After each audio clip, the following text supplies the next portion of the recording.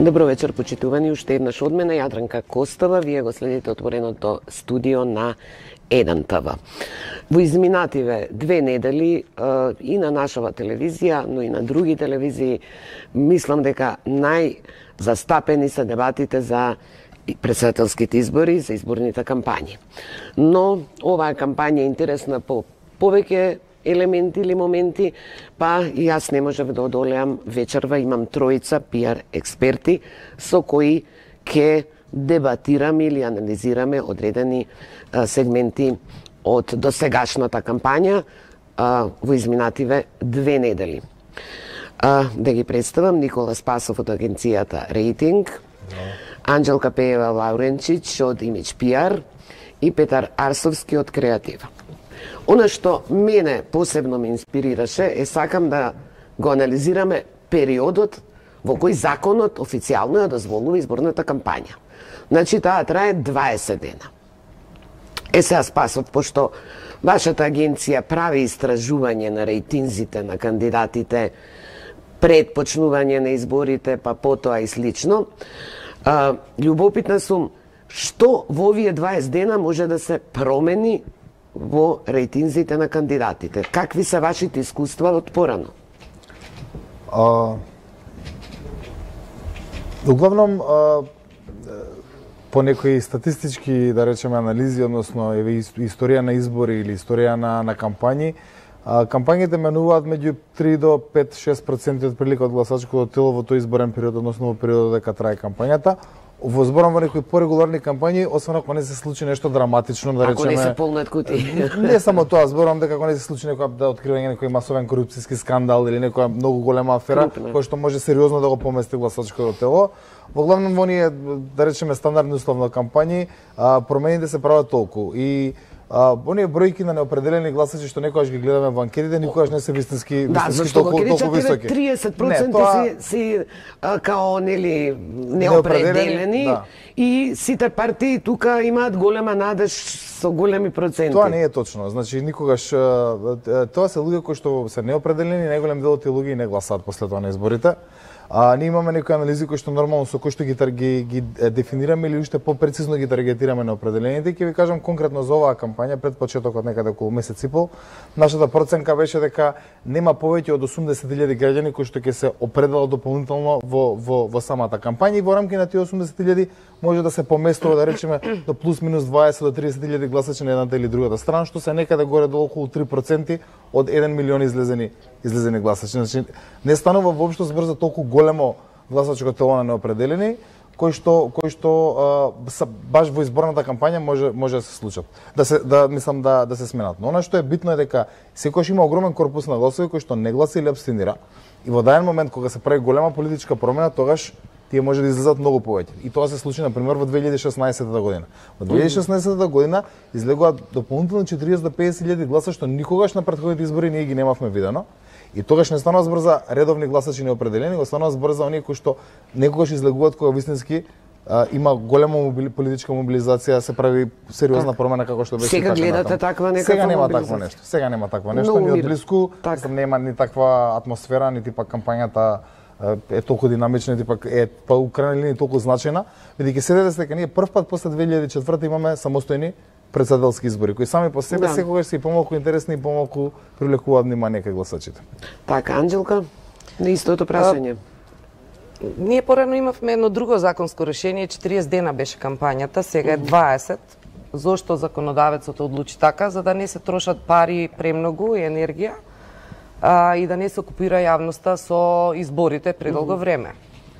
Тоа па од друга страна би требало да значи мотивација на кандидатите и нивните штабови и стратези да покажат една друга енергија во таа политичка кампања, една поинаква динамика, поинаква реторика, една брзина на пренесување на пораките, допирање, подигање на своето гласачко тело, пред се мислам на своите партиски членови и привлекување на евентуални неопределени гласачи. Не гледате таа динамика до сега кај кандидатите? Реториката нивна како ја оценувате? Реториката е академска, камерна, мислам дека Пендаровски треба да го одгледа Црвенковски неколку пати пред да настапи, а Силјановска Георгиевски. Значи говорите за оние соочувања од времето на Георгиевски Црвенков. За да можат пред се да си ги подигнат своите натрепартиски гласачи, а потоа да окупираат неопределени. Ова е интересна Зошто теза. е тоа важно? Сакате да кажете дека овие кандидати ни до своето Да, мислам дека ќе биде така. партиски Значи, членови ние имавме на референдумот 670.000 граѓани кои што се изјаснија дека се согласни. 600.000 беа за, 660.000 вкупно гласа. Така. Сега од рейтинзите што ги гледам, таа бројка едноставно кандидатот на Социјалдемократскиот сојуз тешко може да ја одбрани. А неговата теза е таа. Така што сметам дека е премногу млака кампањата и дека единствено река е некакво изненадување. Затоа што не го знаевме многу предходно. Силјановска и Пендаровски беа повеќе застапени во јавноста. Нема нешто што може да ни предизвика било каква емоција и било какво оттргнување од тоа што предходно сме го чуле. Значи, ова е едно продолжување на една приказна која што ја слушаме повеќе месеци. И сега многу е фино вака како пиар експерти, не знам дали колегите околу мене работат на некоја од кампањите, јас не работам, да мудруваме и да кажуваме што треба, но во секој случај самите кампањи имаат два слоја на активности. Првиот и најзначајниот слој е стратегија. Мислам дека немаат стратегија. Цело време слушаме едно исто и тоа и во еден момент лапсусите стануваат главна тема, наместо тоа доволно говори кога таквите лапсуси повеќе окупираат јавноста. Председателот има најголем легитимитет, затоа што единствената фигура која што се бира на цело гласачко тело. Така. Мислам дека треба да направат некакви промени стратезите кои што работат на кампањи, а ова што е логистичка поддршка е нешто што и претходно сме го гледале на исто ниво како и сега. Арсовски? Се согласувам дека... Што може во 20 дена официјална изборна кампања? 20 дена е официјалната изборна кампања, меѓутоа законот во Македонија вели дека единствен период во кој е забрането рекламирање од моментот на распишување на изборите до официјалниот старт на кампањата. Претходно никој не им забранува на политичките партии да се рекламираат по комерцијални услови. Регулиран периодот од денот на распишување на изборите. Значи од 8 февруари до 1 април беше така. Сега во овој случај. Во овој случај. А истовремено неопределените гласачи за кои зборува Никола, тука е во право, тие не живеат во политички вакуум. Тие не се сега симнати дојдени од некаков пуст остров и не знаат што се случува. Тие во моментот на изјаснување на правење анкета велат дека се уште не одлучиле. Истражувањата покажуваат дека тие во голема мерка се распределуваат слично, можеби не идентично како и определените, со некои мали разлики. Вака, гледајќи на почеток, може да изгледа дека е академска расправата околу кампањата. Резултатите се познати однапред, кампањите се ги поништуваат ефектите една на друга, зошто воопшто правиме кампања. Не е така. Понекогаш и 5%, 6%, прво понекогаш кампањите менуваат повеќе од 5%.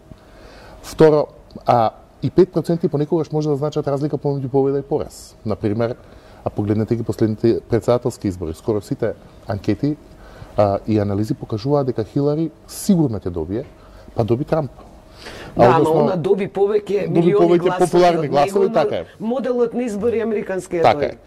Сакам да кажам дека понекогаш теренот знае да не изненади, се согласувам дека во оваа кампања најверојатно изненадувањето ќе биде Река, кој ќе добие повеќе гласови од што му припишуваат во моментот анкетите. Од неколку причини, прво што може да се случи дел од албанците да гласаат за него како протестен глас кон Дуи. Второ, може да се случи притисокот на двете македонски кампањи да натерат дел од македонските гласачи да гласаат за него, како револт еден кон двете поголеми партии. И трето, што можеби албанците сметаат дека, бидејќи албанците во голема мерка се изјаснуваат дека сигурно нема да гласаат за Силјановска, но можеби сметаат дека има време да му го дадат гласот на Пендаровски во вториот круг, дека првиот круг е прашање на политичка порака, а вториот круг е прашање на избор. Што се однесува до стратегиите, најголем дел од истражувањата на почеток покажа, и таа анализа сме ја правеле и овде, дека двата председателски кандидати Силјановска и Пендаровски имаше потреба да се одвојат од своето партиско јадро. Голем дел од гласачите сакаа независен председател, принцип на триангулација. Може би дел од таа реторика за која зборува Ангелка, дека не го мобилизира доволно своето партиско јадро, може би е дел на некаква стратегија, но точно е дека има ниска општо. Мобилизација прво традиционално на председателските избори гласат помалку гласачи одошто на парламентарните, бидејќи председателот многу малку менува во животот на обичните граѓани. Мобилизацијата е ниска. Второ, прв пат имаме точно после 2004 само председателски избори, така што мислам дека ќе биде во сериозно прашање цензусот, особено во вториот круг.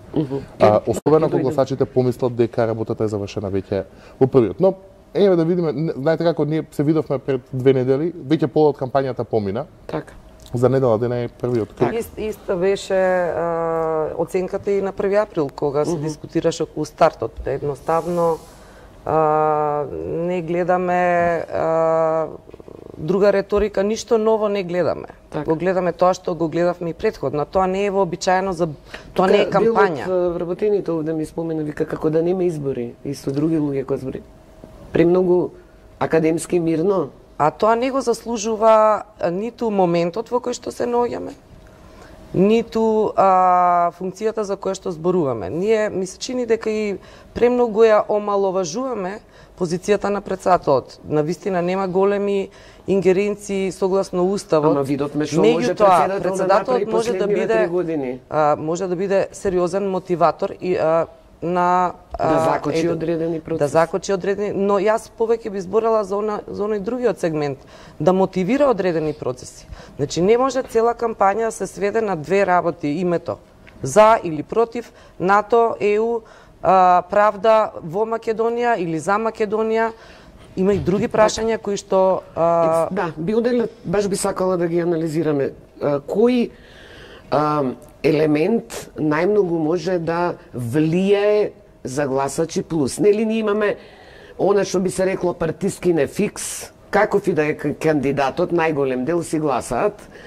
И сега говориме, спомена 5 до 6% еве, некакви неопределени.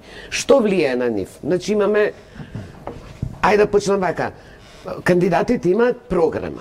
Колку таа има влијание? Дали некој еве идат ги делат програмите, ја проучува програмата, тоа не, видете, одлучувачки е за да се добие глас плюс. Вака, значи кампањата за председател особено е таа концентрирана на личноста.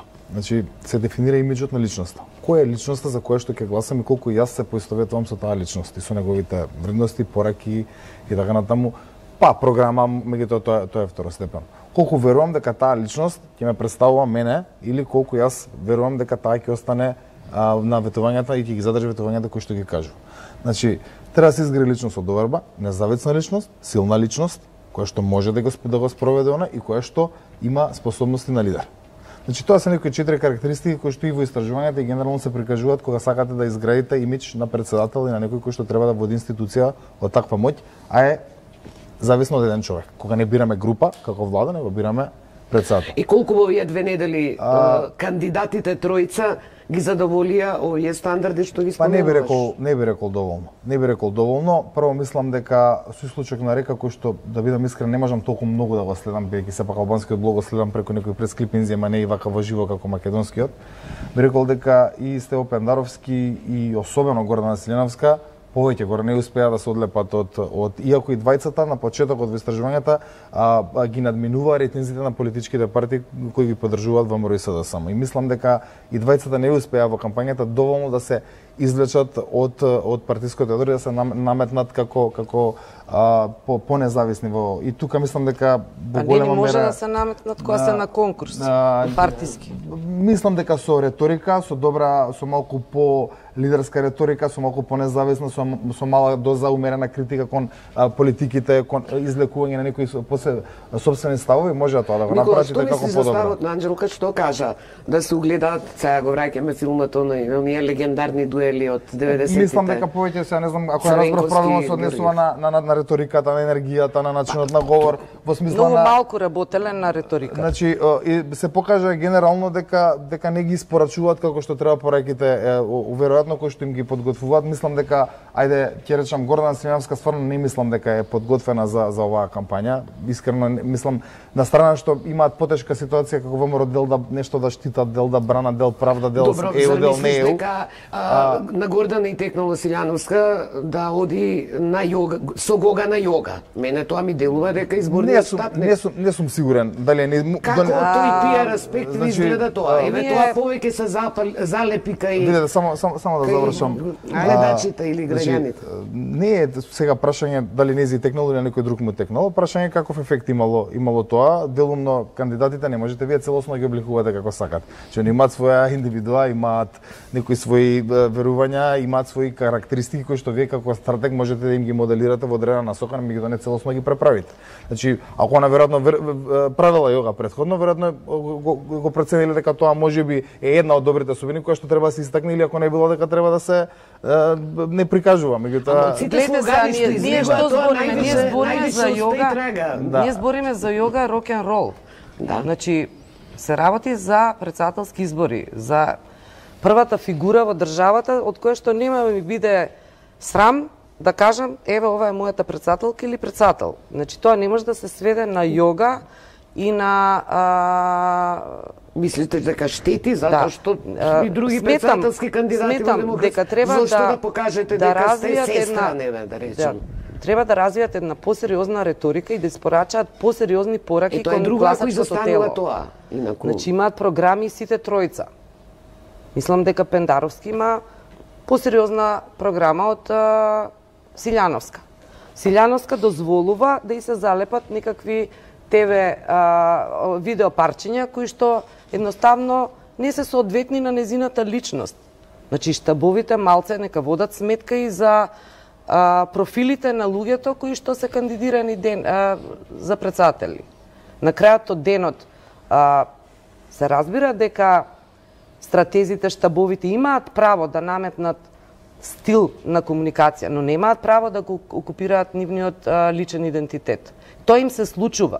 Они се исплашени, ви Стево Пендаровски и Силјановска да бидат отворени да го искажат тоа што во себе го носат и добиваме ваква академска камерна кампања која што се води околу едно единствено прашање кое што е веќе апсолвирано. Ние тоа прашање сме го затвориле, нема ништо ново. Јасно е дека ќе имаме ратификација на договорите за НАТО и ќе станеме членка и јасно е дека ќе одиме по патот на Европската унија. Тоа што не е јасно е која правда ја бараме во Македонија или надвор од Македонија. На Македонија или на сите граѓани на Македонија? И за кого во Македонија? Петар? Феноменот на воајеризам кај во политичките кампањи е феномен кој не е многу нов и но зема замав кај нас. И мислам дека кандидатите се притиснати во експликација на својата личност затоа што таа влијае во политичкото одлучување. За најголем дел од граѓаните програмите на политичките кандидати се секундарни на крајот, бидејќи не можат над 90% од граѓаните не ги читаат програмите, ниту пак можат да предвидат кандидатот во каква ситуација ќе се најде кога ќе дојде на функција. Така што голем дел од нивното одлучување влијае личноста. Дали на овој човек како на личност му верувам со колоквијално дека кога ќе дојде стани пани ќе пресече како што треба. А дали со телевизиските соочувања имаат сепак најголемо влијание за таа, нели, мала бројка што ја зборуваме што може во овој период да се определи? Гласачите ги проценуваат кандидатите на ТВ дуел не само по тоа што зборуваат, туку и како се однесуваат во криза, како одговараат на тешки прашања, дали се смирени, дали се сталожени. Има многу невербална комуникација која се одвива во телевизискиот дуел и говорот на телото. Се согласувам дека можеби кандидатите треба малку повеќе да зборуваат што би правеле кога би биле претседател, малку премалку се фокусирани на тоа, но притисокот да се формира нивниот личен имидж, јога со Гога, жена му на Пендаровски, сецкањето на моркови на Гордана во спот и така натаму, тој еден воајеризам во нивниот интимен живот е импулс кој доаѓа од електоратот. Не, они, знаете како, не му е баш на секој пријатно да му дзирнете дом, меѓутоа мораат притиснати се затоа што електоратот сака тоа да го види. И второ се согласам, академска и камерна кампањата во наша професионална смисла можеби тоа не е добро. Не сум сигурен дека како граѓани не заслужуваме една здодевна кампања. Веќе сите кампањи ни се џаили до сега. Прескапо е тоа да имаме здодевна кампања. Знаете што? Ако не го достигнеме цензусот, тоа сакам да кажам. Значи ние пак ќе влеземе во избори. кампања може да значи, никој нема право да не се оствари цензусот. Да ја доведе Македонија повторно, Северна Македонија, повторно во изборен циклус. Премногу е тоа. А очигледно е дека ерозијата на гласовите на владеачката структура е видлива, затоа што не се испорачуваат другите резултати. Вие не може да бидете цело време во избори и да работите во другите сегменти и да испорачате резултати, некој да е среќен. Чи тоа, ако сме патриоти, а сакаме сите да кажеме дека сме, овие избори треба да имаат цензус и да тргнеме по една нова патека понатака. Така, тој цензус кој се однесува на вториот круг, за да бидат успешни изборите, кои 40% изнесува, треба над 20.000 да излезат. А можно ли е да не се оствари со здодевна кампања, да речем, која не мотивира доволно? Или ке се засили меѓу двата круга? Не, кампањата примерниот фокус. Не сум сигурен дека мислам дека е малку претерано тврдењето дека заради здодевност на кампањата може да не се оствари цензусот. Можеби да, можеби поконфликтна кампања каде што ќе имаше многу повеќе негативна кампања и така натаму, многу повеќе фокус. Ќе е па добро, значи некаков тип да се створи поголема тензија во општеството, па да повлече поголема излезност. Меѓутоа мислам дека цензусот тука воопшто не зависи од кампањата, него зависи од резултатите во првиот круг. И зависи од тоа, во смисла на тоа дека што ќе одлучи да прави ВМРО ДПМН во вториот круг. Значи, доколку ВМРО ДПМН ја продолжи кампањата, како што имаме сега и со овој интензитет и ваква здодевност условно како што кажувам, и го продолжи со да само ние цензус ќе имаме без никаков проблем. Дали од гласачите на Река, нели вашата предпоставка е дека ќе влезат во вториот круг Силјановска? Да, ќе влезат сигурно во втор круг. Дали гласачите на Блерим Река исто така се битни за тој цензус? Значи секако дека се битни, значи тука зависи пак кажувам во овој момент никој тоа не го знае и секој кој што тврди што ќе се случува не зборува точно затоа што тоа ќе се одлучи на вечерта кога ќе се дознаат резултатите. Значи сите партии прават сценарија во зависност од резултатот. И второ, прашањето е што и како ќе прави да речеме Блерим Река, дали неговиот штаб и тој ќе поддржат некого, нема да поддржат, дали ќе се повлече, тоа е нешто што неверојатно ќе стратешки ќе го одлучат. ВМРО ДПМН, дали ќе продолжи во кампања силно надевајќи се дека можеби ќе може да победи или пак ќе рече Тивко да бојкотира за нема цензус, тоа е нивна одлука која пак ќе зависи од резултатот кој ќе го добиеме во првиот круг. Така да, точно, да, кампањата како таква може да придонесе. Значи, во корист на цензусот е да нема голема разлика во гласовите меѓу. Не сум сигурен, зависи од многу нешта. Зависи од многу нешта, можеби прашање ВМРО ДПМН дали може да има после коалициски потенцијал било како бидејќи јасно дека ќе му требаат албански гласови. Во овој момент тоа изгледа малку неверојатно дека ќе било кој јавно ќе ги од албанците ќе го поддржи, ќе поддржи Гордана Силјановска, бидејќи таа има речиси 0 рейтинг кај албанците. Така да ќе видиме как од резултатот од првиот круг ќе зависи вистински дали ќе имаме цензус. Ако и двете партии тргнат во истата, продолжат со истата кампања, тогаш ќе имаме цензус. Меѓутоа ако се реши да се бојкотира или ако А зошто им даваме така комотно право да се бојкотира? Нема не станува збор за комотно право или некомотно, станува збор за закон. Значи законот вика 40%, а они си прават политички калкулации собствени. Значи ние може сега да им даваме да ги осудуваме за тоа или после да ги казнуваме по избори, меѓутоа во овој момент нивна политичка стратешка одлука е што ќе направат, што ги интересира нив како партија, кои се нивните интереси. Значи ако ние го зборуваме како граѓани, јас сметам дека не е во ред. Ние треба да дадеме притисок како граѓани дека овие избори треба се истераат до крај. Дека се многу важни, дека се важни и дека ако ние навистина сакаме да се бавиме со вистинските теми, не треба бойкотот да биде опција. И кои се последиците Зошто им да даваме не успеат? Чекај, само извинете такво малку. право? Значи, јас тука не зборам како граѓанин денеска. Јас правам анализа на кои може да бидат политичките случувања после Апсолутно. 21. Неспорно е дека како граѓанин, како некој кој што ги почитува демократските процеси, сметам дека не сме да има бойкот. Ако ме прашувате, мислам дека не треба да има ни цензус на вториот круг, бидејќи тоа е глупост. Како самото по себе бидејќи Добро, тоа е веќе одредба законска. Во ред, значи остава простор за политичко. Гордана Силјановска, која во програмата вели дека не треба да има цензус во вториот круг на затоа што цензусот остава простор за политичко калкулирање. Тоа е целата работа. Остава овие можности кои што сега ги објаснувам. Че го правиме политичка анализа, ова може да се случи. Го правиме анализа како граѓани и како треба да се мотивираат сите да излезат да гласат за да нормално немаме пак криза, да немаме нови избори и така натаму. Во основа, мислам дека главната цел на ВМРО ДПМН на претседателските избори да го консолидира своето партиско јадро и со тоа новото раководство да зацврсти дека партијата е се уште витална алтернатива, дека нивното раководство е неспорно и така натаму. Тие таа цел или ќе ја постигнат или нема да ја постигнат веќе во првиот круг. По сите бројки што ги гледаме, најверојатно е дека Стево Пенаровски има значително водство над Гордана Силјановска. Што е тоа значително? Па се водство кое да речеме тешко ќе би се надоместило. Во втор круг. Веќе во првиот круг, да. Не сум сигурна. Добро. Не сум Океј, сигурна. ќе видиме. Да, нек се доискаже. Така ги читаме анкетите во моментот. И дека во вториот круг Стево Пенаровски го влегол како фаворит во моментот. Мислам дека изненадување ќе биде Река, кој ќе има значителен број гласови. Мислам дека во оваа фаза ќе остане политичка проценка на ВМРО ДПМН дали ќе одат во вториот круг или не. Тоа не зависи од кампањата. Ти нема да ја носат таа одлука врз основ на кампањата.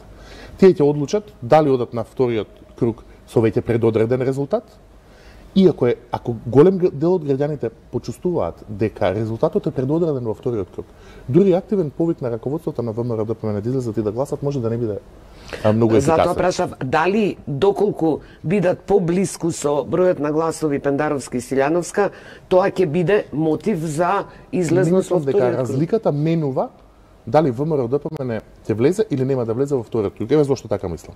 Прво, да знаете, ВМРО ДПМН како партија, како активен учесник во вториот круг е неопходен, но и доволен услов за цензус во вториот круг. Значи, без ВМРО ДПМН секако нема цензус, со ВМРО ДПМН секако има цензус без оглед на тоа што ќе прават гласачите на Река. Во таа смисла, мислам дека е проценка на Христијан Мицковски. Во кој правец сака да ја тера таа партија? Тој еднаш имаше сериозен проблем со партијата и со потенцијалот за коалиции внатре во Македонија и со меѓународната заедница по бојкотот на референдумот, кој беше тивок, јавен, гласен, под маса, над маса, не е важно како. Иако излезам ке гласам против, па после излезам ке гласам, потоа рече секој како сака, за на крај да каже не треба, не е легитимен. Така што мислам дека е тоа проценка на раководството во кој правец сака да ја движи партијата. Ако они влезат во нормална политичка инклузивност и го почитуваат тој демократски механизам, имаат некаква можност да се ребрендираат, да се влечат повеќе кон центарот, одошто бидејќи они сега од брендот на Груевски се повлечени понадесно. Нивната риторика сега повеќе наликува на Љупчо Георгиевски и на Иванов, одошто на риториката на Груевски кој беше една јапи Портокалова времето. Бојкотот ти ги однесе крајно десно во зоната на Златна Зора. Учеството може да ги придвижи кон центарот и да им направи можност за нов политички ребрендинг. Меѓутоа на крајот тоа ќе се носи како што вика Никола дента на изборите. Дента на изборите ќе одлучат дали ќе одат, нема да одат. Во зависност од резултатот. Во зависност од резултатот. Гледаме дека сега веќе Мицковски зборува на секаде дека тие победуваат. Не знам, ние не видовме ни една анкета во која води Силјановска. Добро, Чекайте. Прво имаме првиот круг. Да, така, првиот круг е прилично неизвестна битка за мене и тука кампањата и текако има големо значење. И тоа не е само слоганот, спотот, плакатот, туку севкупната приказна која што се испорачува тргнувајќи од кандидатот, неговата енергија и неговата желба за победа, затоа што и двете страни во македонскиот блок имаат потреба да ја докажат својата значајност на политичката сцена. ВМРО ДПМН, со оглед на сите случувања и особено нивниот лидер, има огромна желба да има што поголем број на гласови. Од друга страна, Социјалдемократскиот сојуз, после сите случувања позади нив, имаат огромна желба да докажат дека биле во право. И прво да ја видиме таа битка како ќе се одвива и во што ќе не однесе. Тука многу има влијание политичката кампања затоа што носи или губи од 3 до 5%. А 3 до 5% да изгубите или да добиете во услови на изедначеност е многу.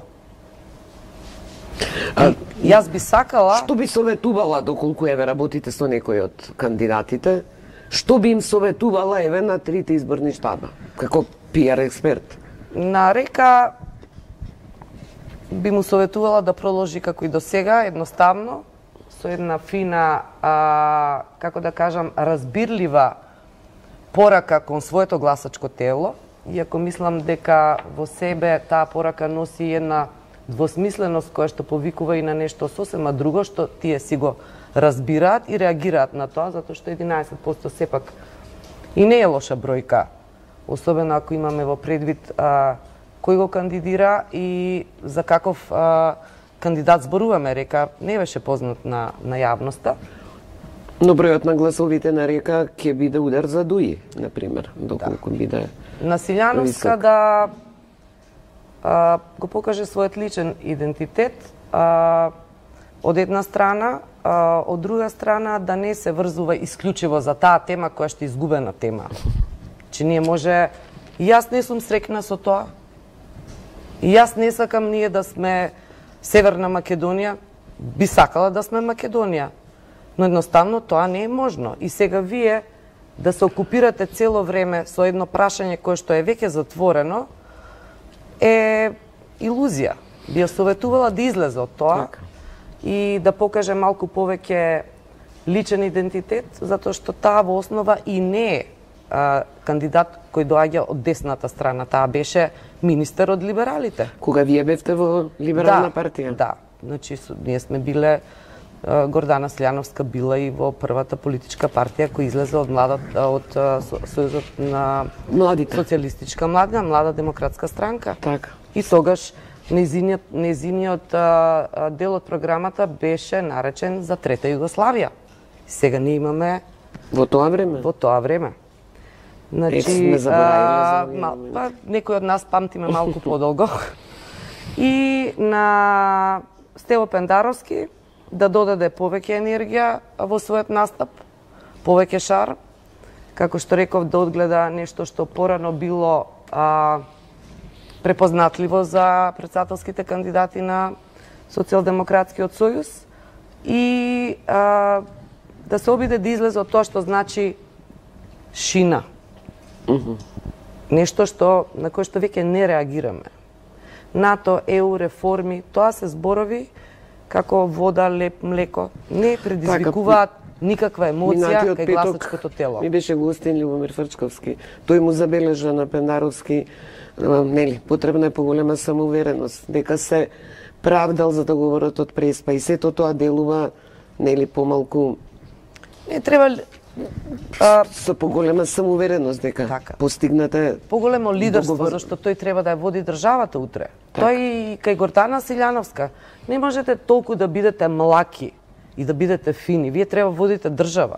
Но да бидете и реален, кои се меѓународните односи, каква меѓународна, мислам, некои работи меѓу теоријата и реалноста се разидува за 180 степени. Колку да е некој професор, треба да ги следи и да има добри познавања како функционира светот. Морам мала пауза само за реклами, за огласувачите, па се враќаме повторно во студио.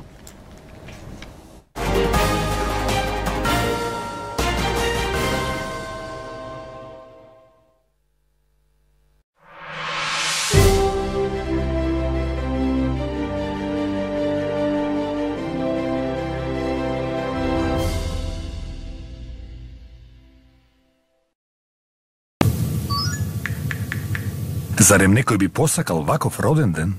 Не изгледа многу забавно. Ова е вистинска роденденска атмосфера.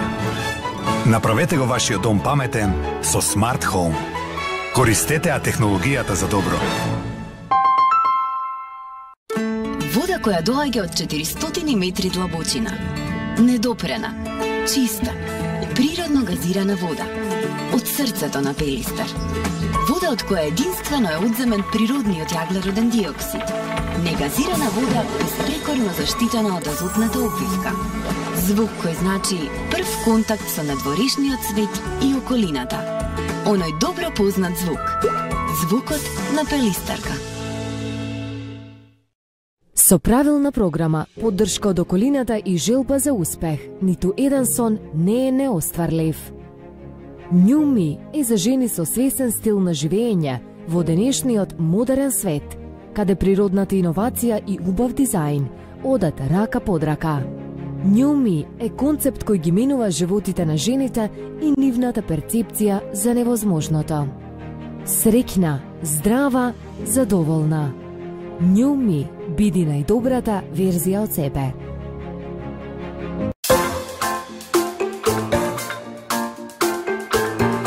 Прекрасно е да си дома.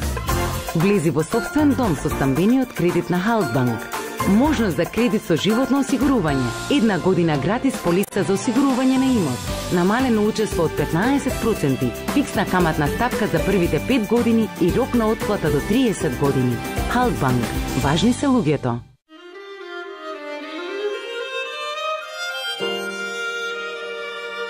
За опуштање или будење. Интензивно или нежно.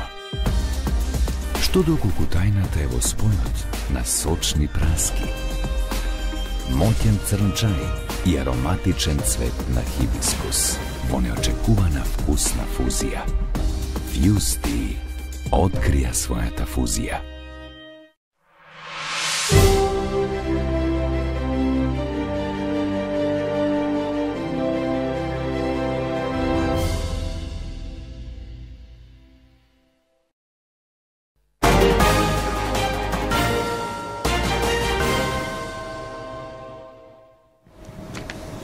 Продолжуваме со дебатата за изборните кампањи. Завршивме претходно со советите на Анџелка до председателските кандидати. Спасов, што ти би препорачал или како ти ги оценуваш на тој план? Што треба во ова последна недела пред прв круг да се промени? И може ли да се промени бидејќи кандидатите не знам дали целосно може да им го промениш имиджот? Видете, оваа кампања е таква каква што е, затоа што прво е континуитет на нешто што се случува од референдумот на ОМУ и нешто што го практично забетонираат двете главни партии ВМРО, ДПМН и СДСМ. Едното е за и поддршка на процесите кон Европска унија преку договорот со Преспа и другото е против. Проблемот е што при така јасно и ова прашање направи многу сериозна подолба во гласачкото тело кај нас, како што не може да подели ништо друго кој што не успеало да подели до сега. А анализите покажуваат дека има два јасно поделени кампуси, едниот кој што смета дека договорот треба да се поништи и да се почне од почеток, другиот кој што смета дека договорот треба да се само за да се надоврзам на тоа. Работата дали може или не може да се смени, проблемот е што не влегува во тие два наративи и сега практично многу се мали нијансите тука внатре кои што може да се поместат, затоа што во основа пораките се веќе длабоко втемелени во договорот. Да речеме слоганот. Дали се спотовите впечатливи? Дали на дебатите вака некој се сега. наметнува од нив Ја мислам кажувам генерално за политичките пораки на соките кои што не ги фатија заедно со партиите и како не успеа да се одвојат од она што беше порака претходно. И во таа смисла тука поместување многу не може. Она што не успеа ни двајцата да го направат е да направат личен имидж, да се профилираат и да се одлепат од партија, што го кажав на почетокот, и може би има уште малку простор тоа да го направат до крајот на кампањата со по лидерски подсврсти на појасни пораки, пораки кои што ќе бидат повеќе говорат за нив како личности и како идни председатели, како некои кои што ќе треба да го носат на грб товарот на таа функција. Со таква реторика малку појасна, со посилни пораки, со појасни ставови, мислам дека може да направат поместување. Од друга страна мислам дека и двајцата не сакаат тоа да го направат и мислам дека сакаат да останат на првичната академската. Не стана збор за академската дебата, е прашање на колку тие се способни како комуникатори да го испорачат она што не се согласувам. Да, еве нека доврши. Затоа што Кандидатите сега ние целата одговорност ќе сведеме на кандидатите. А за нив сведеме? Па постојат стратешки тимови што им спремаат кампањи, што им кажуваат што треба да работат, кои што треба да ги обучат како треба да настапуваат, која енергија да ја превземат. Ние не може да очекуваме дека Силјановска и Стево се претходно обучени за таа работа да бидат во кампања за председатели. Си постојат професионални тимови за тоа. Ама Пендаровски беше еднаш во кампања. Без оглед, ако нешто недостасува како колорит во самата кампања, зашто се тие луѓе кои што треба нив да ги подготват за јавен настап, за пораки, за начин на испорака на енергијата што треба да ја пренесат. Ако нешто било добро, треба да се следи тој пример. Ние сега најлесно ја кажеме, немаат енергија, Пендаровски и Силјановски, тоа е тоа. Не е така. Што работат тимовите позади нив? Не е само да се сними спот, плакат и билборд и пушти го кандидатот како ќе испорача и што ќе испорача. Па сме работеле сите кампањи од претходно. И со сите, значи вие сте на пример земале кандидат кој што е веќе профилиран. Не, јас не зборувам за Не, само да ми го објасните ова, сте земале кандидат кој што е номиниран 30 дена пред почеток, пред изборите практично. Да. И за 30 дена во кампања од некој кој што претходно бил соедно успел да испорача кампања сосема различна од таа што. Еве ви реков на почеток. Силјановска требала да го гледа малце Љупчо Георгиевски. Силјановска имала прилика да гледа Љупчо Георгиевски. А Пендаровски и Бранко Црвенковски. Пендаровски работел со Бранко Црвенковски и го познава подобро веројатно и од мене и од вас. Јас зборувам за енергијата, не за човекот. Јас вас ве разбирам, меѓутоа вие да кажете дека председателскиот кандидат не можете целата одговорност да ја сведете на кандидатите. Не зборуваме се за целиот, зборуваме за кандидатот со тимот, со кампањата, со стратегијата на партијата, која што не е почната 30 дена пред кампања, него е почната стратегијата ја прави партијата или професионална? Ја прави професионална агенција. Ја прави партијата со агенција и со кандидатот и така натаму, и сето тоа не е од што вика Пеѓа паднато од небо тогаш, него е во континуитет од претходните политики. Значи од претходните случувања си носи со себе одредени претходни, значи предуслови кои што само сакам да кажам дека не е фер да ја сведеме одговорноста во кампањата на Силјановски и Пендаровски. Никој не ја сведе одговорноста, зборуваме за нив како кандидати. Најтешка улога во овој период затоа што веројатно од 24 часа се посветени само на едно нешто. Они треба да бидат одморени, наспиени, некој треба да им ги подготви тие пораки и да ги научи како да ги испорачат, да вежба со нив. Така, би сакала овие последни минути, 10, да проговориме на последиците од немањето цензус во вториот круг. А самите рековте дека резултатите во првиот круг се особено битни и може да доведат и да не однесат во тој правец доколку ВМРО-ДПМНЕ одлучи да бойкотира. До сега таа теза нели се пласира, не се спомнува дека СДСМ би била носител на бойкот, но знаеме дека последиците ќе доведе ли тоа до нова криза во Македонија, Петар? Како не? Прво, нема да имате избран председател, што секако значи по сила на закон веднаш нови председателски избори. Прашање е дали мораат тие втори председателски избори да бидат со истата регулатива или може да се смени нешто во меѓувреме.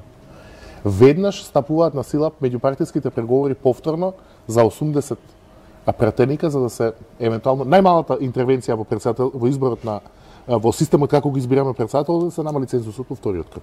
Се друго е поголема интервенција, да се бира во собрание, да се бира на различен начин и така натаму. Вие што сте направиле ако распишете веднаш втори избори, каква гаранција има дека некаква партија нема повторно да ги бойкотира? Односно, зошто ВМРО-ДПМНЕ ако не ги бойкотирал во првата инстанца на распишување избори, не би ги бойкотирал на втората и така би ја вовлекол Македонија по сериозна криза. Така што влегуваме во политичка криза, прашање дали на ВМРО-ДПМНЕ биде таа единствената партија која се споменува дека има мотив да ги бойкотира изборите во вториот круг и одговара да влезе, да биде предизвикател Македонија да влезе во нова политичка криза. По твојата проценка од досегашното однесување? Не им одговара според мене. Не? Не им одговара. Бојкотот не е донел традиционално бојкотот му наштетува и на тој кој бојкотира. Да, може да предизвика транзиторна политичка криза, меѓутоа тоа ќе ги брендира ВМРО-ДПМНЕ во друштвото, не на ИПП како што се сега, туку на Златна Зора. Ќе ги направи трајно, ја го користам тој термин, политички лепрозни за албанците во Македонија и за голем дел од меѓународната заедница, која ако има една порака, тоа е да бидат фер и демократски изборите, да се исполни цензусот, односно да бидат успешни, државата да има председател. Така што на крајот ВМРО-ДПМНЕ ќе биде во одлука, и тие ако ги бойкотираат изборите сигурно нема да успеат. Барем во вториот круг. Дали сакаат да бидат одговорни за тоа, бидејќи точно е, тие со тоа ќе предизвикаат криза, меѓутоа истовремено на себе ќе навлечат гнев од повеќе политички центри, не само домашни, и од граѓаните, кои може да се случи да им се врати тоа како бумеранг, да ги доживеат како некој кој е причинител за долготрајна нестабилност на државата, на политичкиот систем. Со кои аргументи би се одлучиле на јавно, би пласирале за да одат на бојкот? Треба да се случи некаква изборна кражба? Со партиска калкулација. А изборна кражба не верувам дека некој ќе се осуди овој пат на такво нешто. И мислам дека давањето на комоција на ВМРО-ДПМНЕ да бојкотира во вториот круг со ваков тип на изјави е прелесно за сите нас, ќе ни стане нормално ако одлучи ВМРО-ДПМНЕ да бојкотира. Мора да преземат одговорност. Така. Но овде кој преземал одговорност? Па ти едно да се вратиме на председателските избори кога беа Бранко Црвенковски и Сашко Кедав. Да. Кога во вториот круг тогаш цензусот беше 50% за вториот круг, па се случуваше последните 2 часа од гласањето, иако ВМРО-ДПМНЕ одеше на тивок бојкот, бидејќи Црвенковски навистина водеше, нели, повеќе, па следува едно последните 2 часа SMS пораки за анимирање на ВМРО-вските гласачи за да се постигне цензусот. Затоа што тоа е одговорност кон сите граѓани. Премногу е скапа работа, подготовка и реализација на било каков тип на избори. Посебно во овој момент оваа земја веќе нема сила, граѓаните немаат интерес за политичките прашања, премногу име. Спасов, прогнозите за втор круг? Па не мислам прво дека и да има бојкот и да речи ВМРО да тоа ќе го направи јавно или официјално, тоа сигурно нема да го направат. Мислам дека ако веќе одат на таква варијанта, ќе подготват неколку преку ден алиби настани кои што може ги користат дека влијаеле на изборите, дека изборите биле недемократски, може би некое полнење и така натаму нешто, кое што може да биде прво тоа изговор, а може би ако не е тоа, може едноставно, сакам да кажам, не треба многу за да се избојкотираат во втор круг изборите. Доволно е половина од своето членство да остане дома, па дури од немотивација, како што кажа Пеѓа Преска, и да едноставно не успеат изборите. За да успеат изборите во вториот круг, треба двете партии да продолжат со истиот интензитет што работат сега. Значи, ако малку падне тоа темпо, ако да речеме албанците не се заинтересирани веќе да гласаат, ако ВМРО-ДПМНЕ изгуби со можеби поголема разлика и така натаму, па нивните гласачи дури и при повик не се мотивирани, може стварно да го доведеме во прашање. Цело време зборуваме значајна разлика. Што подразбирате сите по значај? Дали разлика од 50.000 гласа е голема или е голема разлика, многу, особено затоа што проблемот со вториот круг ВМРО нема веќе потенцијал каде да ги црпи гласовите.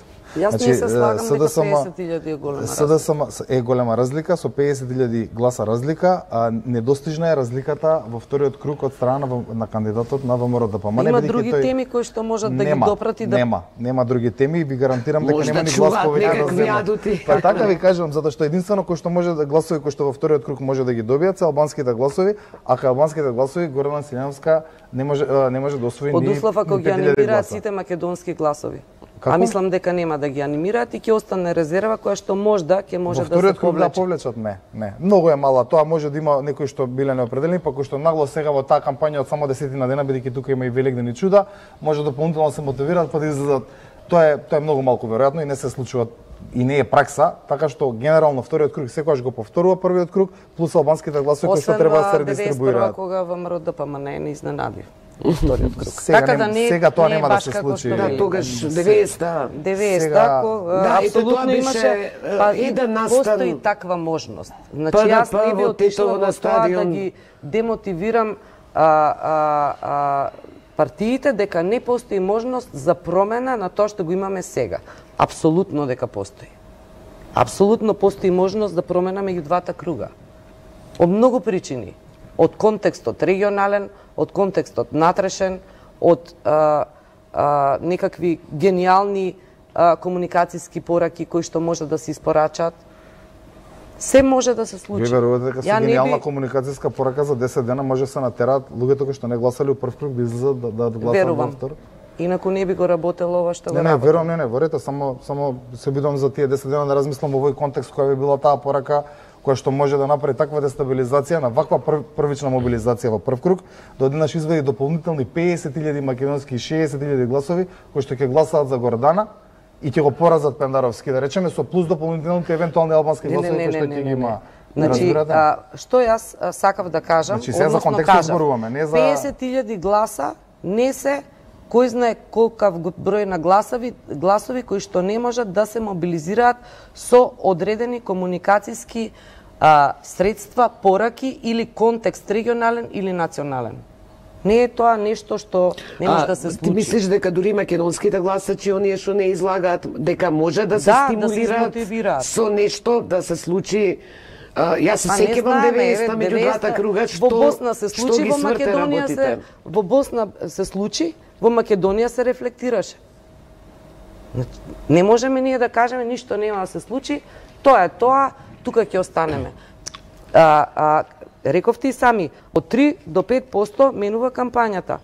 Од земање на 3% на едната страна или додавање на другата е значајна разлика. Да, тоа е сосема различно што го кажав. Не го кажав така. Вие кога ќе заврши првиот круг, вас ви се веќе поделени гласовите. Веќе се кампусите јасно забетонирани. Помеѓу првиот и вториот круг имаме 10 дена активна кампања, овој пат имаме уште пократка 9 заради Великден и тие работи. Значи, јас зборувам за сегашниот контекст, не зборувам дека може да падне да започне војна во соседството која што може да дестабилизира или да направи некаков тип на сериозна, тоа го кажав на почетокот.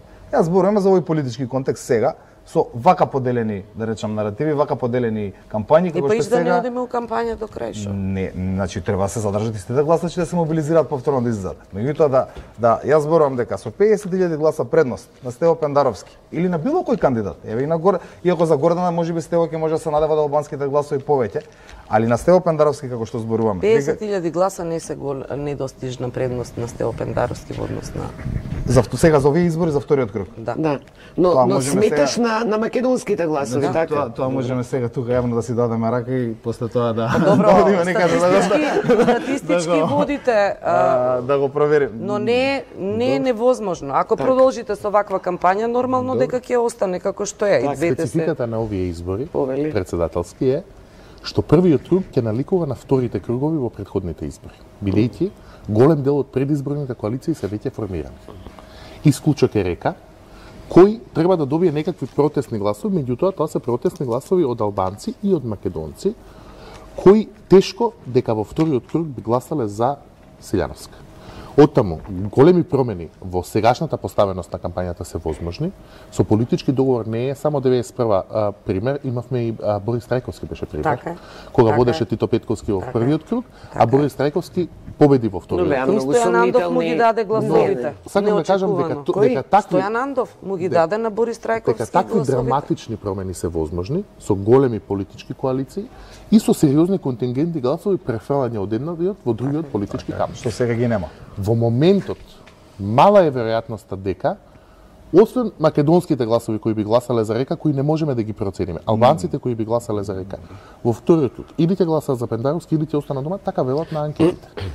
Во таа смисла 50, 60, 70.000 гласа.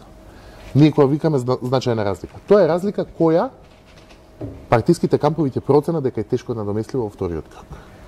Тоа може да се случи и прашањето на крајот не е дали теоретски се надомества. Ние сме имале разликите големи биле по 200.000 гласа. Така што од таа перспектива 50.000 гласа, меѓутоа прашањето е дали и тие 50.000 гласа ќе го демотивираат партискиот штаб. Така. Јас ви благодарам што бевте гости во отвореното студио. Па мислам дека ќе биде добро нешто после првиот круг, меѓу двата круга да се собереме во ист состав па да видиме да ги видиме проекција. Реално. Вам ви благодарам што не следевте, останете уште на фреквенциите на 1 ТВ, следува емисијата Спорт 1. Од мене пријатно, а во понеделник ќе се дружите со колегата Сашо Ордановски како уредник на вечерта. Пријатно.